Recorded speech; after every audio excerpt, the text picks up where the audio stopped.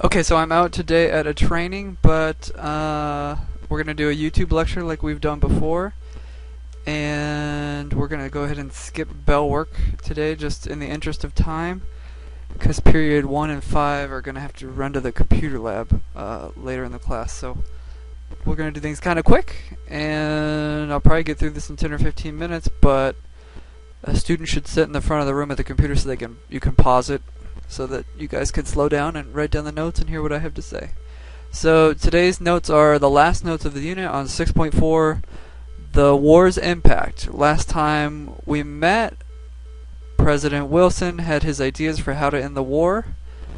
He wanted to end the war in a peaceful, forgiving manner to Germany, but the Allies had different ideas, and they were more interested in punishing Germany. And we know that that's going to create bad conditions for Germany that would ultimately lead to the rise of Hitler. So let's go back to America today and look at the war's impact on the home front afterwards. So we're going to look at the economic problems that led to labor strikes and racial unrest in the U.S., and we're going to look at the first Red Scare. The first Red Scare.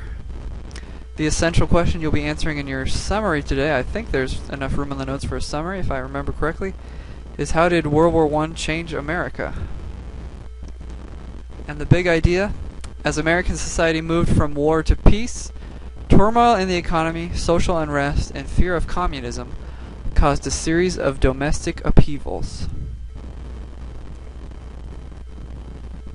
Okay, so the first thing you need to know is after the war ended, there's going to be a natural downturn in the economy because you have all these businesses churning at 100% full speed trying to make tanks and planes and cars and whatever for the war effort, and now those factories have been shut down, or at least they're not building the same thing anymore, and it's kind of natural for the economy to go through a downturn. So for a while after the war, prices on many products went up because the government removed price controls that were in place after the war. And what we're going to see in today's lecture a lot of times is that workers go on strike across the United States, starting within Seattle. 35,000 shipyard workers went on strike, and eventually other workers joined in from different jobs in Seattle. Sometimes this happens, and a total of 60,000 workers went on strike. This is kind of like, wouldn't necessarily be big news, but it made Americans kind of nervous because this was something that communists did around the world, and we know that last class Russia pulled out of the war and became communist in the middle of the war, and they stopped fighting. And Americans became kind of paranoid. Probably they didn't need to be paranoid. It probably wasn't going to happen, but they became paranoid that communism might spread to America, and if all these people are going on strike in Seattle, that communism could spread here. And there were some Americans that sympathized with communism, but not too many. In Boston, even the police went on strike, and this would have been our bell work. Do you think that police should be allowed to go on strike? So, in 1919, 75% of police in Boston went on strike, and the people of Boston took advantage and they looted stores and they went crazy. The governor of Massachusetts at that time was Calvin Coolidge. He would go on to be president eventually, but he made some waves because he actually fired the police who were on strike. So 75% of police got fired in Boston, and he said, you have no right to strike against public safety. People in America love this, and eventually he's going to become vice president and president later. Today, if I remember correctly, I don't think nurses or police officers are allowed to strike. They're actually not allowed to by law because they are important to people's safety. Here's a political cartoon from the time. Pause here for a second and see if you can figure out what it's trying to say.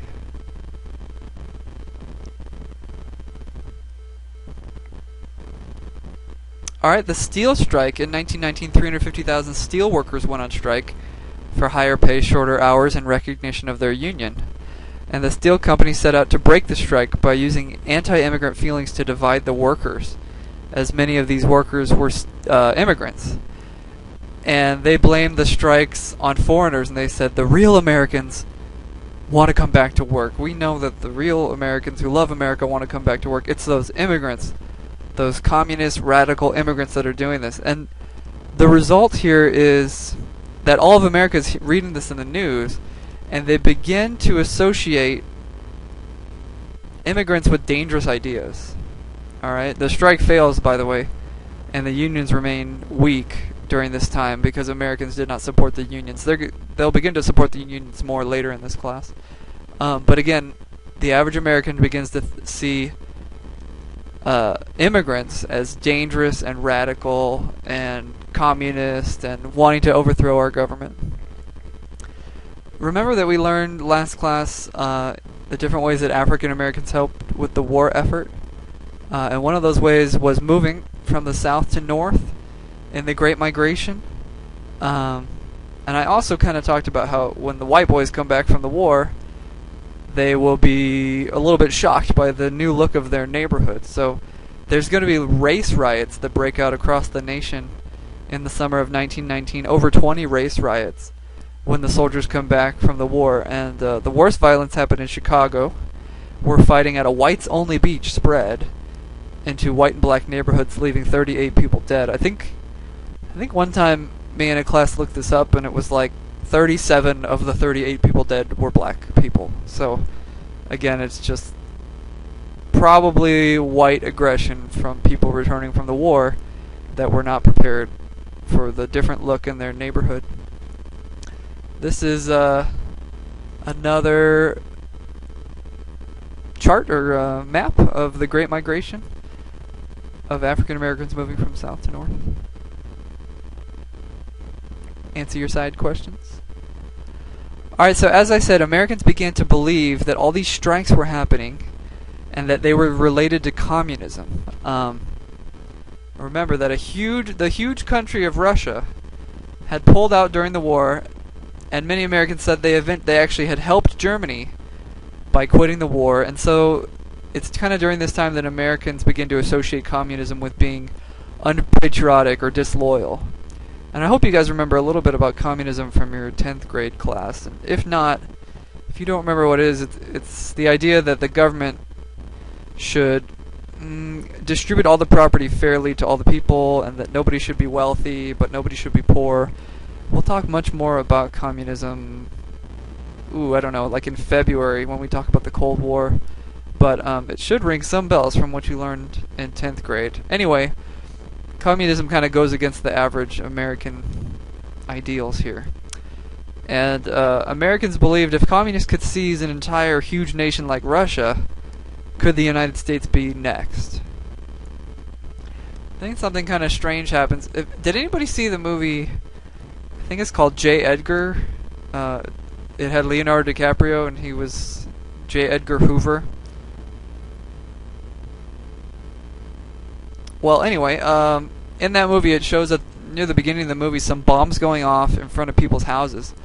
So in June 1919, 8 bombs went off in 8 different cities, and they all blew up within 1 minute of each other, and that suggested like a nationwide conspiracy. This is basically like a terrorist attack kind of thing. One of the bombs blew up at A. Mitchell Palmer's house. He was the U.S. Attorney General in Washington, D.C. Basically like the head lawyer for the president. So somebody knew that he lived there and wanted to blow up. And you see the movie, J. Edgar, and it shows this happening at the beginning with the bomb blowing up at the house. Many people believe the bombs were planted by communists who wanted to destroy America, but nobody had left a note saying, like, this is why we use the bombs to blow stuff up. So people were basically just assuming, based on their own fears, that communists had done this. And so what Palmer does is called the Palmer Raids, and Palmer creates the FBI, and it's headed up by J. Edgar Hoover. Like I said, it's in that movie. And although the evidence never really implicated anyone, Palmer deported 500 immigrants that he considered radical. And they didn't get trials, and they didn't get, due process of law. They were just deported without any consideration to their story or their life or anything. And the agents did not use search warrants. and they did not allow attorneys. They denied their basic rights. And as I've said before, as a result of these events, people began to link radical and dangerous ideas with immigrants. Americans began to call for limitations to be placed on immigration. Stop the dangerous immigrants from coming to America. So, by the way, it was not the communists that blew up the bombs. It was some other group. I think they were like anarchists. But just the same, it was the communists that get blamed. And this is called the Red Scare because we associate the color red with communism. And fear of communism is called the Red Scare. Well, in 1920, think about it. Who's voting for the first time in 1920? Women are, right? With the 19th Amendment that's passed. So Warren G. Harding is elected in 1920 as president. He's a Republican. We're going to have, I think, 3 straight Republican presidents during this time. And he tells the people, like, we're sick and tired of these strikes. And I want to return the country to normal. I want to return to normalcy. And people just wanted things to be like before World War I again. And his election signifies the end of progressivism. If you remember, we learned about the progressive presidents like Teddy, Taft, and Wilson. Well, Harding's election signifies the end of the progressive era. No more of these presidents trying to do things like create national parks and pass laws protecting meat and stuff like that. So these next presidents are all going to be very much like, if you have a problem, you need to solve it yourself and lift yourself up by your bootstraps. And if your family's in trouble, well, that's not America's job to fix your situation. See, the notes were pretty quick today. So that concludes our notes. The next unit is on the 1920s, which I think you guys will like a lot. The summary on today's notes is about the essential question, which is in what ways did America change after World War I? And I would just focus on maybe attitudes towards immigrants and labor and racial unrest. So I'll pause here for a second to let you do your summary. Ready, set, go. Why don't you answer all your side questions too? Okay. Sometime today, and maybe you did it whenever I was paused right there, but answer the relevant study guide questions. Next class, I will be stamping the study guides. Next class is the test, so you're going to want to have everything organized in your notebook, study guides completed, work that I need to get stamped. When you entered the door today, you grabbed notes, and you grabbed another sheet, a graphic organizer. We're going to take some time now that the notes are done to work on the graphic organizer. I'm thinking 15 to 20 minutes, so go ahead and work on that. And I'll let you pause here so that you can get to work on it.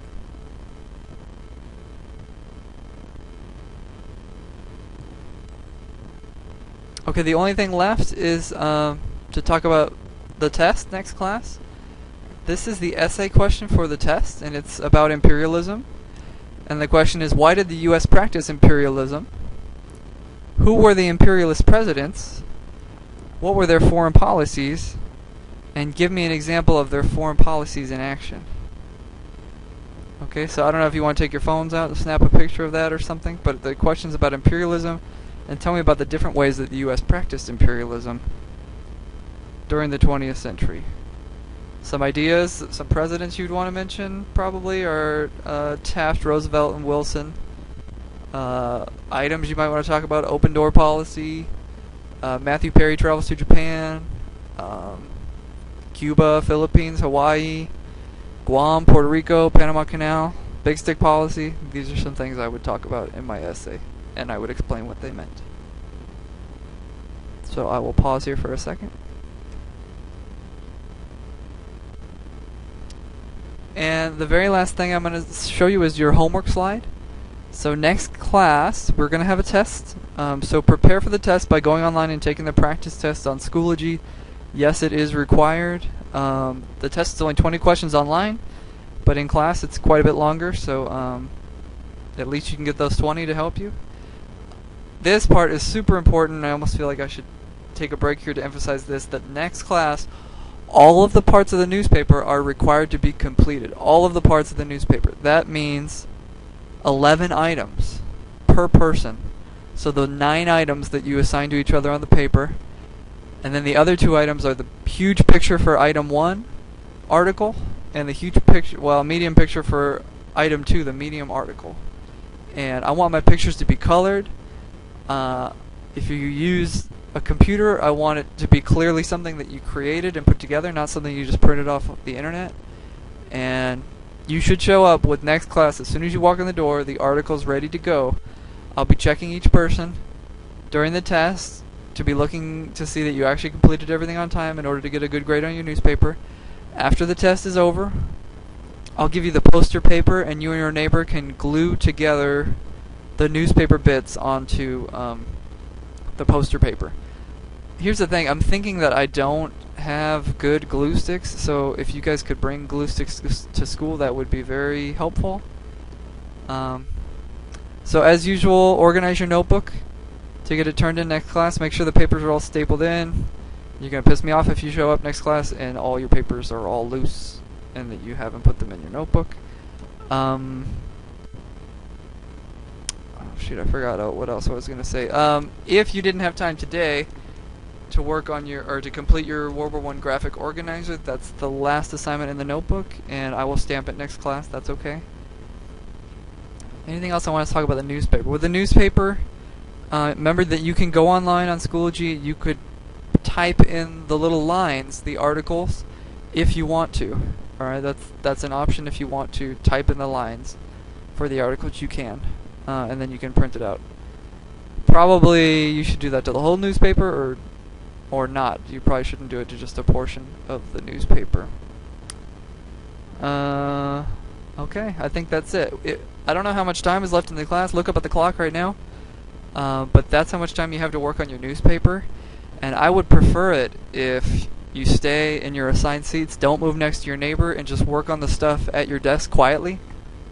I asked that the sub has you guys work quietly because you need this time to work on your articles, not to chat and talk. And at this point, you know what you're supposed to do.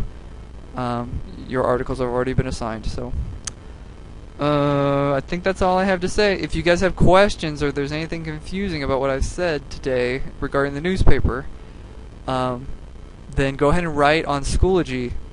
You can write directly on the Schoology wall, or you can send me a message. And you guys have a long time until I see you again. I won't see you until Friday because Wednesday is a training day. So that's all the more time to complete your newspaper articles. No excuses, okay? So get them done. You've now learned everything you need to know to complete your newspaper. Alright, peace.